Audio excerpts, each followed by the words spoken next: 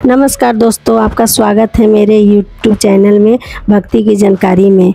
आइए जानते हैं कि नौमी और दसवीं और अष्टमी के बारे में सारी जानकारी जानते हैं कि जो लोग 2 दिन का व्रत रखते हैं वो लोग फर्स्ट वाला व्रत कब करेंगे। फर्स्ट वाला तो सबको पता है, लेकिन लास्ट वाला जो व्रत है वो अष्टमी के दिन रहेंगे या नौमी के दिन रहेंगे। खोइच किस दिन भरेंगे, नौमी के दिन या दसवीं के दिन। बहुत सारा कन्फ्यूजन है जो कि हम लोग इस वीडियो में क्लियर करेंगे। तो आइए जानते हैं नौमी, अष्टमी, दसवीं के बारे में। नवरात्रि 9 दिन का होता है, जिसमें कि इस साल तो नवरात्रि 10 दिन के लिए है। तो जो लोग 9 दिन व्रत रह रहे हैं तो उनके लिए अलग नियम है। जो लोग 2 दिन ही रहते हैं, जैसे बहुत लोग फर्स्ट रहते हैं और लास्ट, तो अगर आप फर्स्ट रह रहे हैं तो उसमें तो कोई कन्फ्यूज़न नहीं है। लेकिन अगर लास्ट वाला रहना है तो बहुत लोग सोचते हैं अष्टमी को रहें या नौमी के दिन रहें। तो अष्टमी के दिन ही रहना अच्छा होता है, ताकि आप अष्टमी के दिन रह लीजिए, नौमी के दिन जा कर के आप खोइच भी भर सकते हैं, आप नौमी के दिन पारण भी कर सकते हैं। जो लोग 2 दिन वाला व्रत है तो।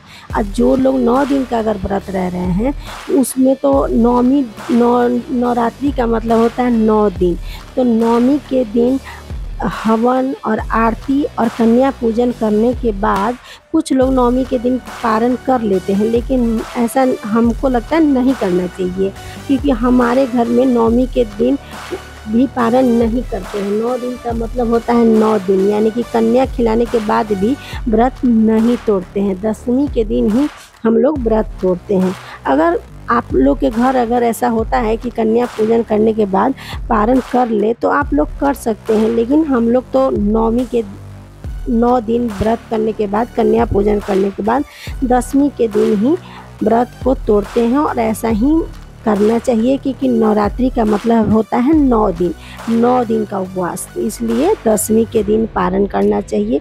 और रहा बात ये नौमी के दिन, बहुत लोगों को कन्फ्यूज़न होता है कि पहले आरती करें कि पहले हवन करें। तो पहले आप हवन कर लीजिए और उसके बाद ही आरती करना चाहिए। और खोइच का बात है कि खोइच बहुत लोग कंफ्यूज होते हैं कि खोइच किस दिन भरें, अष्टमी के दिन या नौमी के दिन। तो बहुत लोग अष्टमी के दिन खोइच भर लेते हैं, लेकिन ज़्यादातर नौमी के दिन ही खोइच भरना चाहिए। अष्टमी के दिन अगर आप खोइच भर रहे हैं तो नारियल ज़रूर चढ़ाएं, क्योंकि अष्टमी के दिन नारियल चढ़ाना, अगर खोइच नहीं भी भर रहे हैं तो भी नारियल अष्टमी के दिन चढ़ाना अच्छा होता है। और नौमी के दिन आप पूरी हलवा से, माता रानी को पूरी हलवा से आप खोइच भरिए, या कुछ लोग बतासा से भर सकते हैं। अगर आप नहीं सक्षम है, नहीं पूरी हलवा बना सके, तो बतासा, सिंदूर, बिंदी और पीला चावल कलर करके थोड़ा सा आप ले जा करके चढ़ा दीजिए। अगर आप लोग घर में कलश रखे हैं तो घर में ही एक लाल कपड़ा में हल्दी, पीला चावल, कुछ दक्षिणा, सिंदूर, बिंदी और ये सब रख करके, पूरी हलवा रख करके बांध करके माता रानी को खोइच भर दिया जाता है। अगर आप लोग घर में कलश नहीं रखें तो फिर भी माता रानी आई हैं तो उनके लिए आप मंदिर में जा कर के खोइच भर सकते हैं। पूरी हलवा अगर बना सकती हैं तो ठीक है, नहीं बना पाई तो आप बतासे से और श्रृंगार का सामान से आप खोइच भर दीजिए। और सारा सामान वहीं पे छोड़ दिया जाता है, और थोड़ा सा आप एक अक्षत या कोई सिंदूर, बिंदी उनके आशीर्वाद के तौर पर घर में ले आइए। घर में ला करके अपना आप सिंदूर लगाइए और माता रानी का आशीर्वाद होता है। बहुत लोगों को ये कन्फ्यूज़न होता है कि कलश आप रखें और उसके ऊपर जो नारियल रखा है तो उस नारियल का क्या करें। तो उस नारियल का भी बहुत तरीके से आप यूज कर सकते हैं। हम लोग के यहाँ तो वो नारियल उठा करके पानी में विसर्जन कर दिया जाता है। और कुछ लोग क्या करते हैं, कन्या पूजन में उसको तोड़ करके प्रसाद के रूप में खिला देते हैं, या बाद में नवरात्रि ख़त्म होने के बाद घर के पूरे सदस्य लोग तोड़ के उसको प्रसाद के तौर पे खा लेते हैं। हमारे यहाँ पानी में विसर्जन कर देते हैं। तो ऐसा कुछ मन में सोचना नहीं चाहिए, किसी तरीके से आप कर सकते हैं। आप तीनों तरीके से आप उसका यूज कर सकते हैं।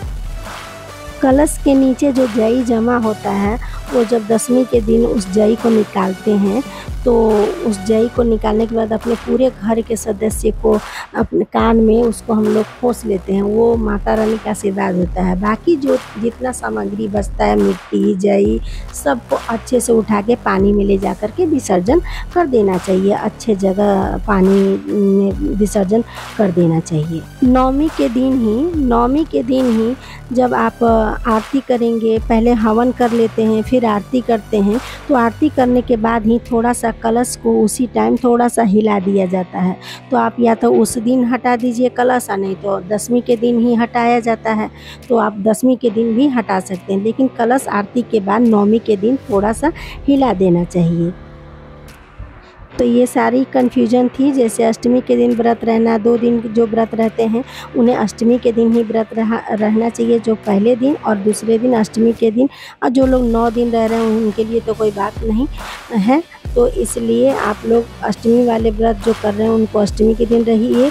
और रहा बात हवन में, बहुत लोग कंफ्यूज रहते हैं कि हवन कब करें। तो नवमी के दिन आप, बहुत लोग अष्टमी के दिन भी कर लेते हैं। जिसके यहाँ अगर होता है तो हवन आप अष्टमी के दिन कर लीजिए, अगर आपके यहाँ होता है तो। लेकिन नियम यही होता है कि नवमी के दिन ही हवन करें। पहले आरती करें, फिर हवन करें, फिर कन्या पूजन करें, और उसके बाद माता रानी का खोइच भरें। तो ये, अगर आपको मेरी जानकारी अच्छी लगी हो तो वीडियो को लाइक कीजिए और चैनल को सब्सक्राइब कीजिए। आपका लाइक हमें बहुत हिम्मत देता है, तो कृपया वीडियो को लाइक ज़रूर करें। धन्यवाद।